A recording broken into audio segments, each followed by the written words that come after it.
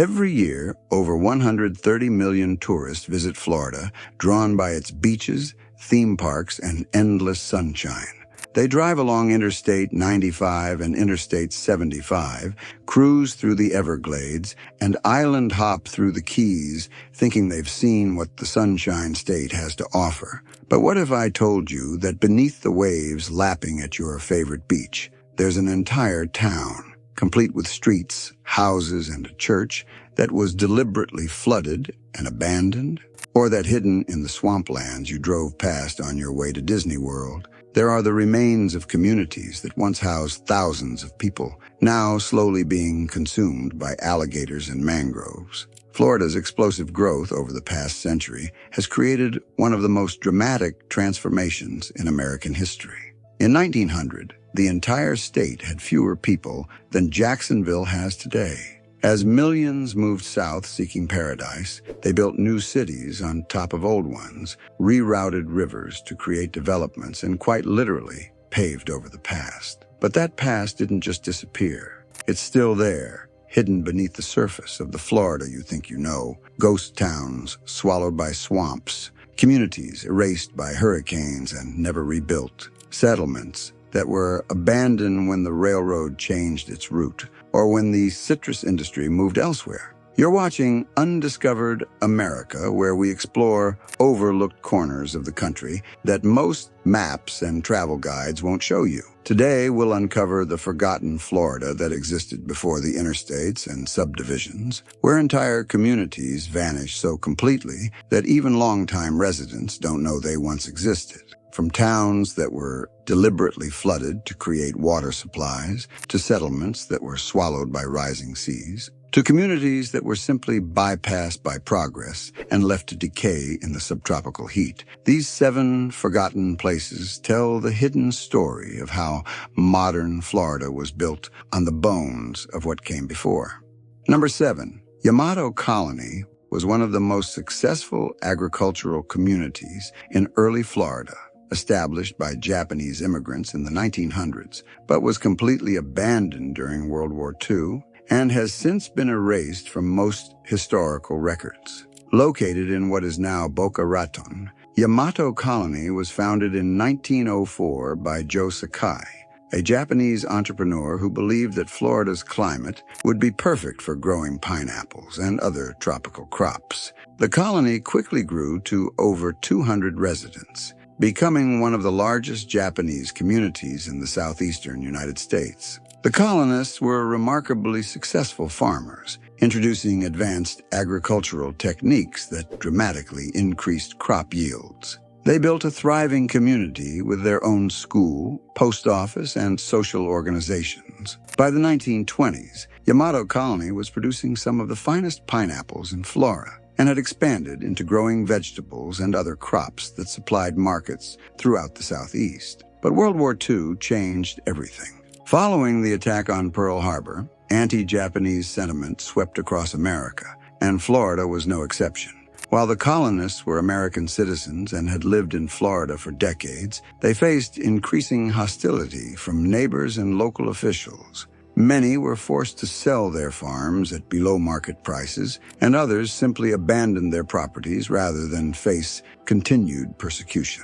By 1943, Yamato Colony was completely abandoned. The buildings were torn down or fell into disrepair, the carefully cultivated fields were overtaken by native vegetation, and the community that had taken 4 decades to build simply vanished. Today, expensive subdivisions cover the area where the colony once stood, and few residents of modern Boca Raton know that their neighborhood was once home to one of Florida's most innovative agricultural communities. What makes Yamato Colony's disappearance particularly troubling is how deliberately it has been erased from local history. Few historical markers commemorate the community, and it's rarely mentioned in official histories of Palm Beach County. It's as if an entire community of successful farmers and their families simply never existed.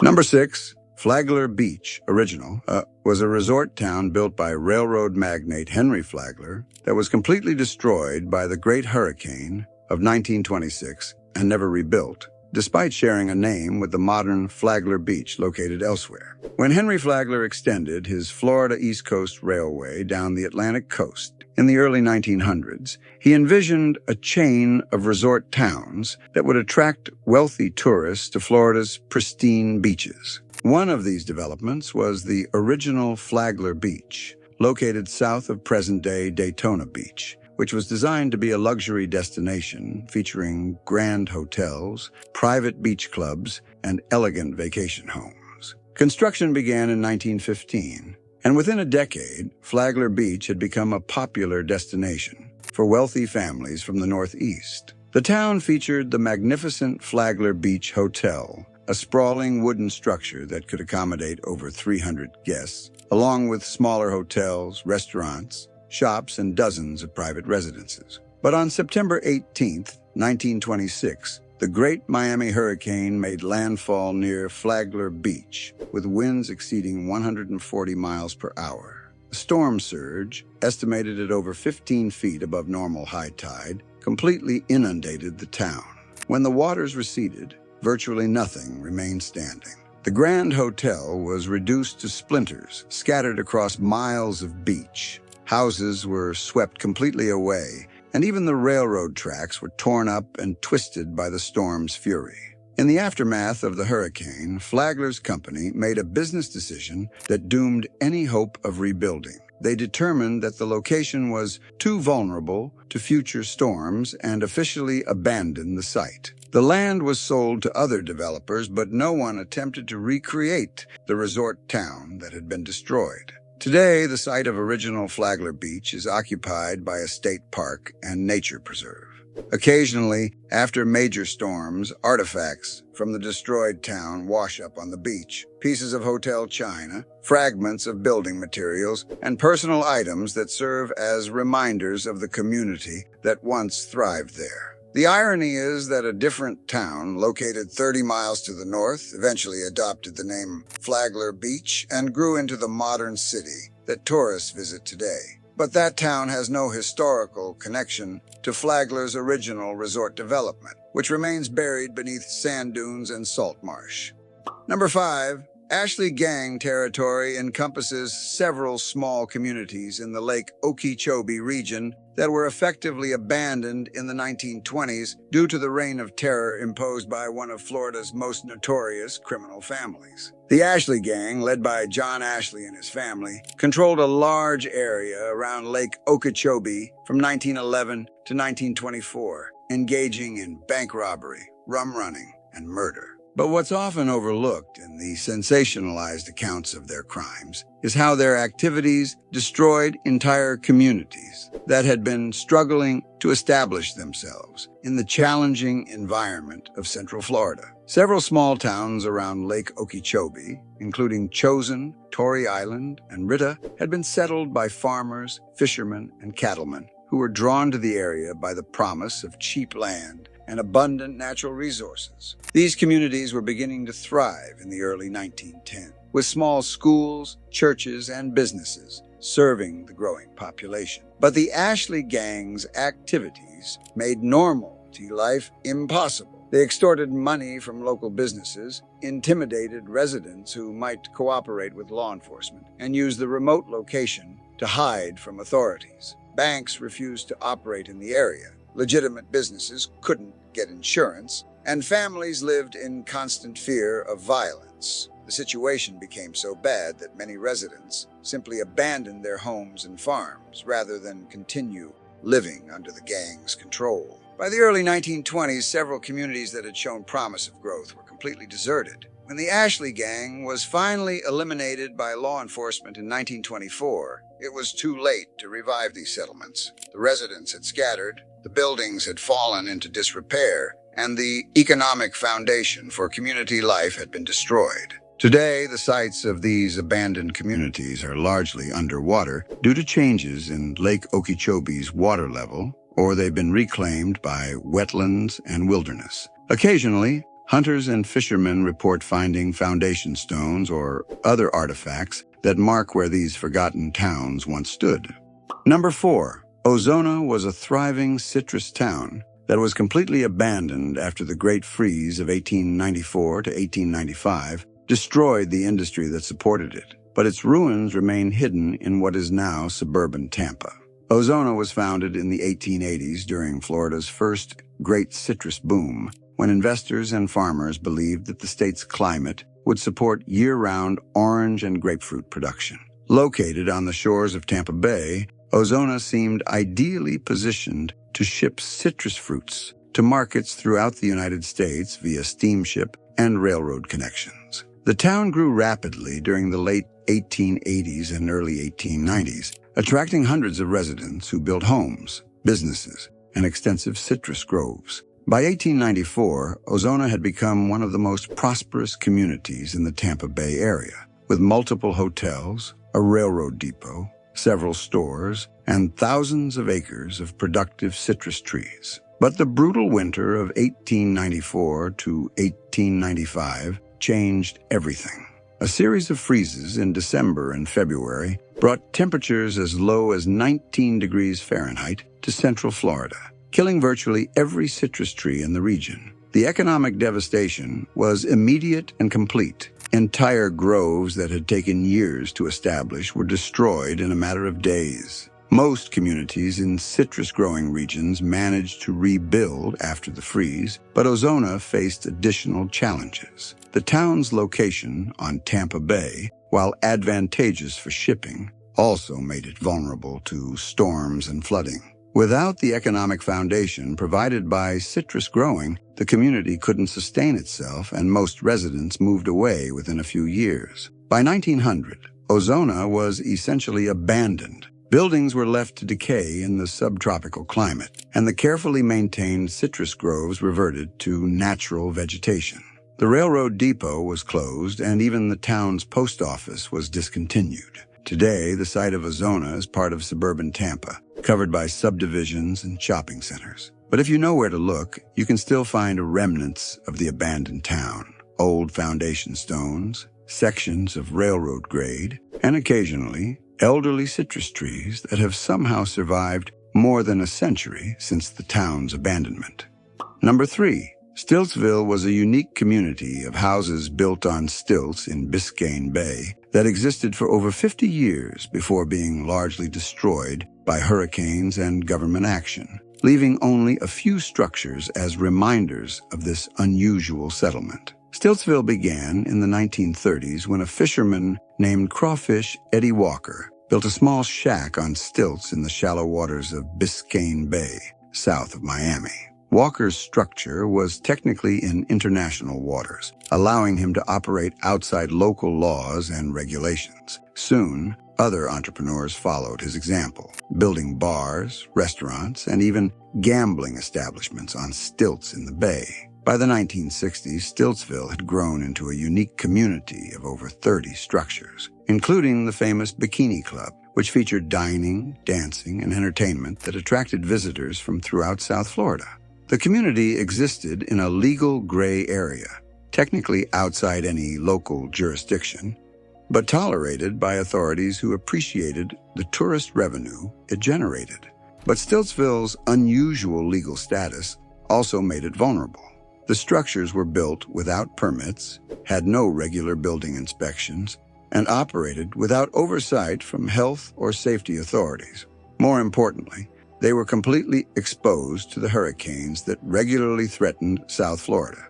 Hurricane Betsy in 1965 destroyed several buildings, and Hurricane Andrew in 1992 devastated most of what remained. But the final blow came from government action rather than natural disaster. In the 1980s, Biscayne National Park was expanded to include the waters where Stiltsville was located, and the National Park Service began a campaign to remove what they considered illegal structures.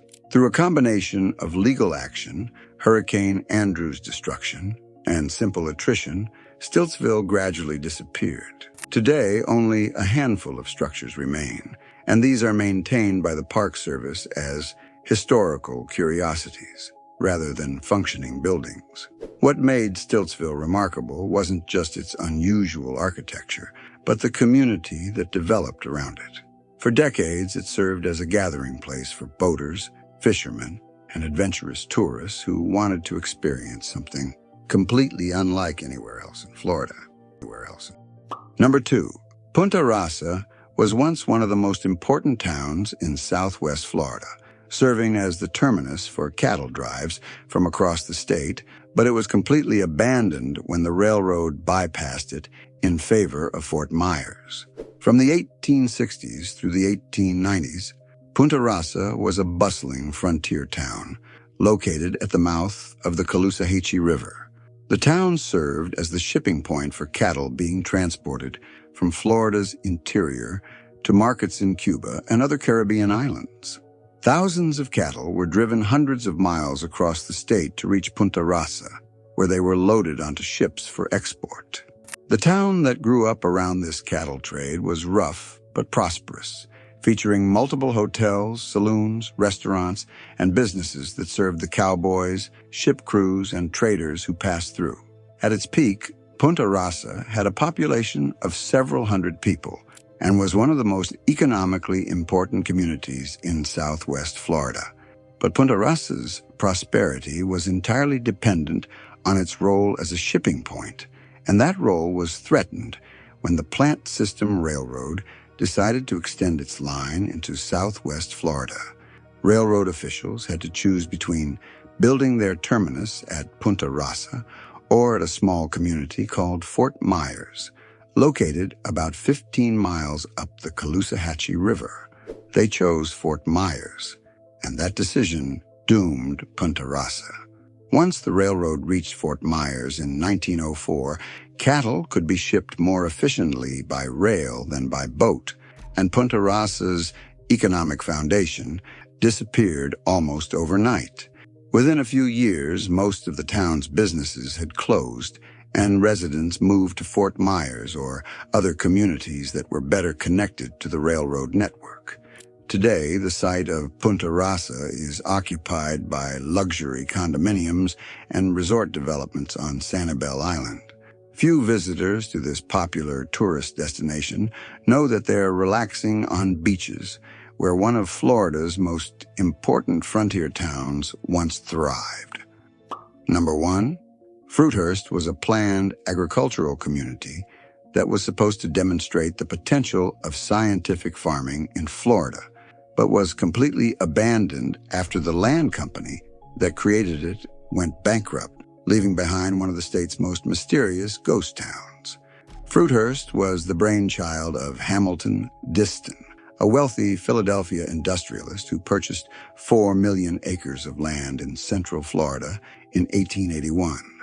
Diston envisioned creating a series of model agricultural communities that would attract settlers from the north and demonstrate the potential of modern farming techniques in Florida's subtropical climate.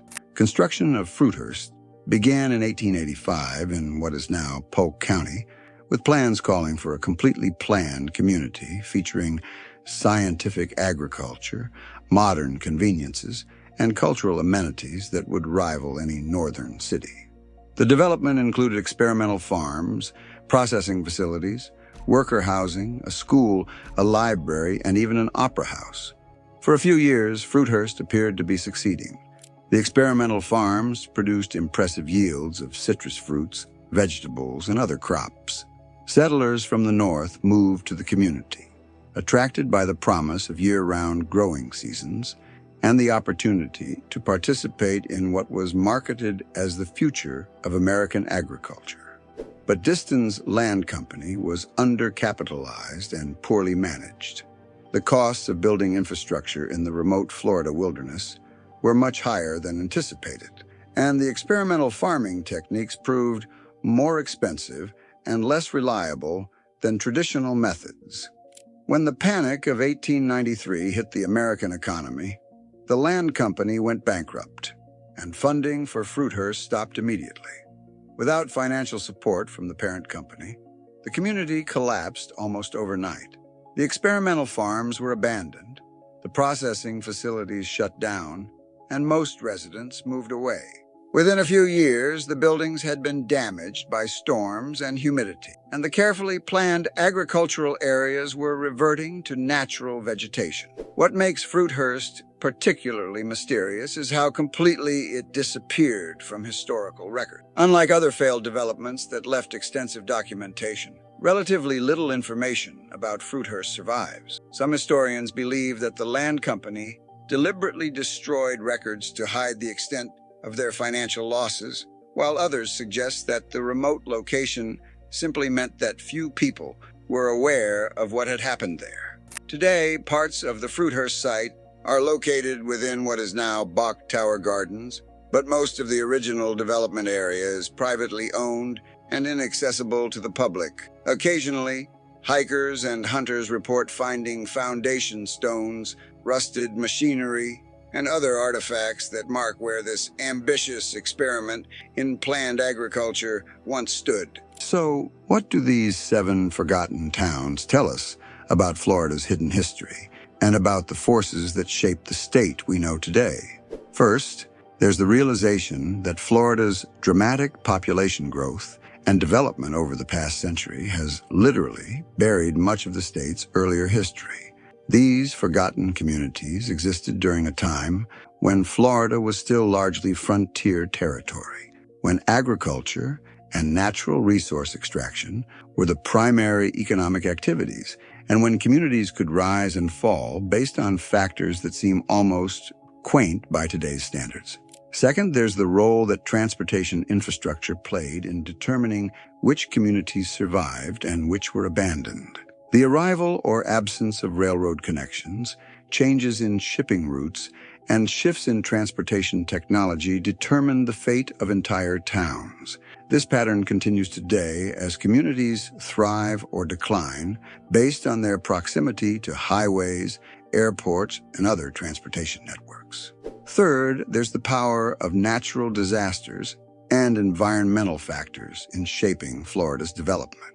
Hurricanes, freezes, floods, and other natural events didn't just damage these communities. They often provided the final blow that caused residents to abandon places that were already struggling economically or socially. But perhaps most importantly, these forgotten towns remind us that the Florida we see today, the beaches, theme parks, and retirement communities that define the state's image, is built on a foundation of earlier communities that most people never knew existed. The land that now supports million-dollar resorts once housed frontier town.